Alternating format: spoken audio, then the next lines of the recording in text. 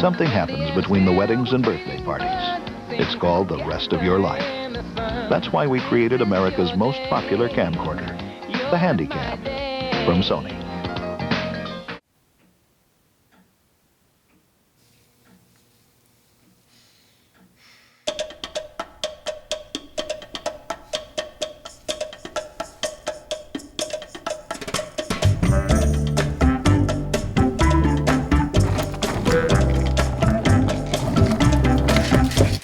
Dang it, the pool's closed.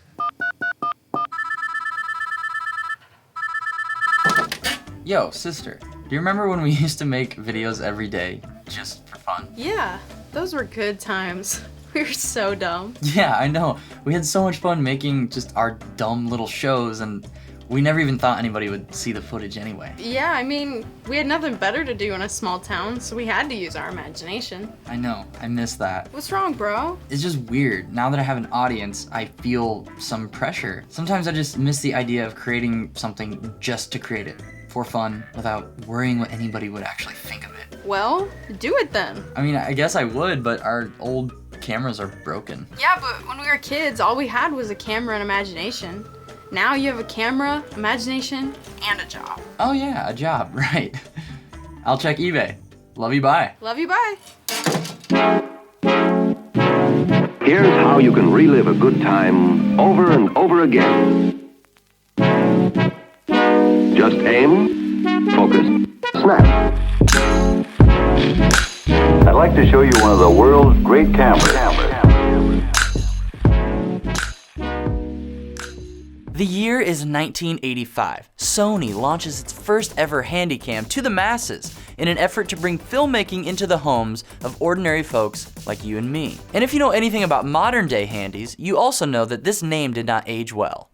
Moving on! There have been countless versions and variations of the Sony Handycam that have come out over the years, with the very first being the CCD-M8, which was the lightest camcorder in the world when it first got released back in '85. And this is why it's called a Handycam, because you can use it with one hand. Now let's fast forward to 1999, and we're getting some incredible new technology from Sony. It's their new Digital 8 recording format, and the brand new Sony Handycam DCR TRV510.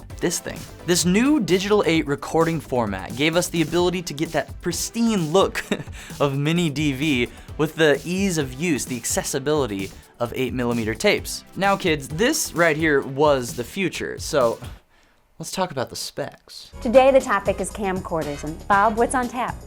You know, Joan, I just got a new camcorder with all the special features, and I made up my mind that with this new Sony, I'm gonna start taking some great videos. A 1/4-inch sensor with 460,000 pixels, resulting in approximately 380 lines of horizontal resolution. 20 times optical zoom, 360 times digital zoom. Night shot mode. Color viewfinder. Fully rotating flip screen. Built-in stereo mic with 16-bit audio. A headphone jack. And a mic jack. You also got this microphone ability here. I can put my Movo shotgun mic on here with a windscreen, and autofocus with the option for manual focus. Freaking insane battery life. I have a big Sony battery on the camera right now, and it says I have 898 minutes of record time, so. Specs are fun, specs are cool, but here at Kinotika, we don't judge a camera solely on specs. We need hands-on test footage and experience. And let me just tell you, I have about 16 years of experience with the Sony Handycam under my belt. Let me dig it out for you. Here it is. My very first camera as a kid, the Sony DCR TRV260.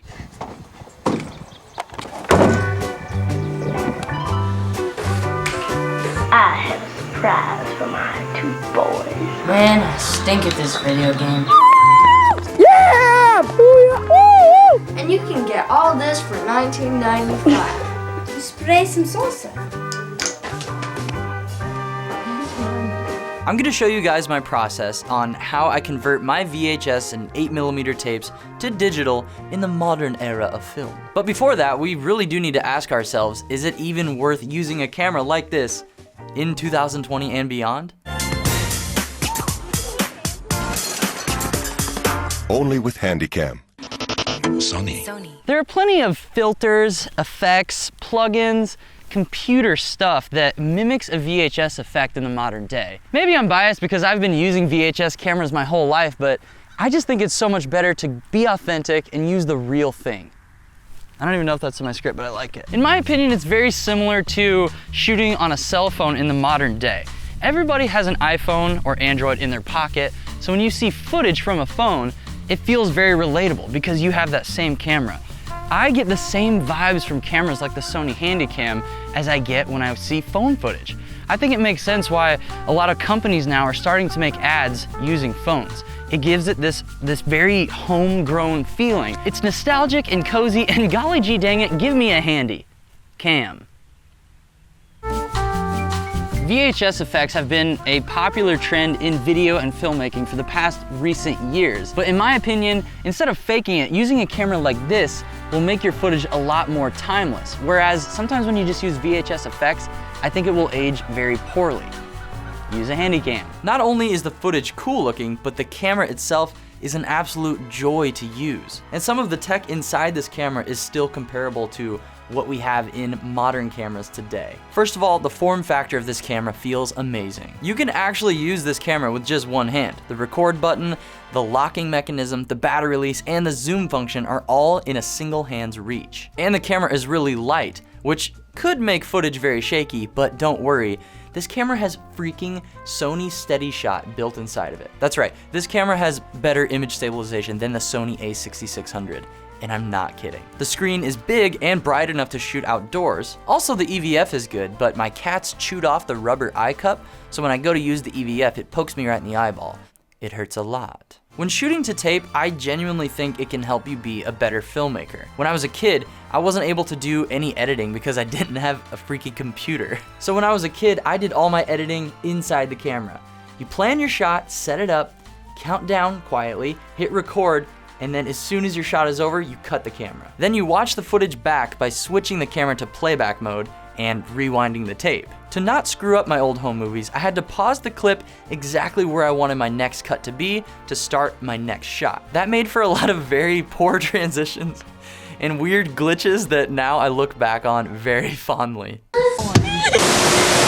When you have your footage paused where you want your next shot to be, you go back into record mode and start recording over the tape. That's essentially how I edited as a child. And to watch back our home movies, you just plug your camera straight up into your TV and you enjoy. It really did help me to learn not to overshoot or undershoot, and it taught me how to edit from a young age, doing everything inside the camera. So why just take snapshots when you can take moving snapshots? Take home a Sony Handycam and turn any TV set into a photo album. So, hell yeah, these cameras are worth it in 2020. And if you're gonna use one in your videos or for your projects, you're gonna need some way to convert this footage from tape to digital quickly and efficiently while preserving the true quality of VHS. The simplest way I've found is just to buy an analog video converter. You can either use S-Video or the component cables to convert the signal to USB. I got this one very cheap on Amazon called Video Capture. Here's my conversion process in a few simple steps. Step 1, make sure your camcorder is filming in the 16:9 aspect ratio if you so desire that aspect ratio so that your footage fills up modern day screens. Step 2, shoot your home movie. Step 3, rewind your tape. Step 4, plug in your cables to your camera, which then go into your converter, and then your converter then plugs into the USB hole of your computer. Step 5, open QuickTime, select File, New Movie Recording, select a USB converter as your device, make sure you have audio signal, hit record, and leave your computer alone until the tape plays back in its entirety. Step 6, click X, choose your file name, and select your destination. Step 7, drag your sexy 1999 footage into Premiere, right-click the footage, select Interpret Footage, choose the 16:9 aspect ratio if that's what you decided to shoot in. Step 8, celebrate! This is my specific conversion process, and I know it won't work for everybody. I'm using a Mac, but you can also use screen recording programs like the ones that come with most of the USB converters, or you can use something like OBS, which is a free and very popular screen capture program. If you decide to do that, Google it. I haven't written an outro, so I guess I'm just gonna talk about my quick thoughts on why I love these cameras. I'm incredibly nostalgic about these types of cameras. It's my childhood, and I just think the footage is really unique and looks amazing.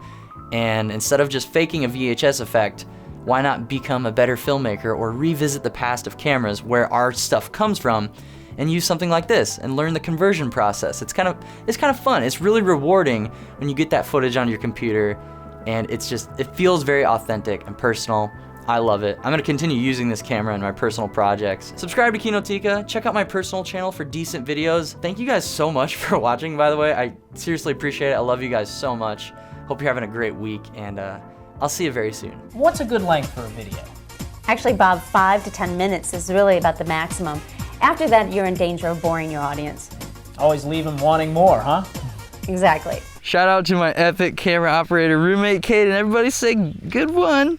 Good one. Maybe I'm biased, but I just think it's so obvious when you can tell someone is faking a VHS effect. I would rate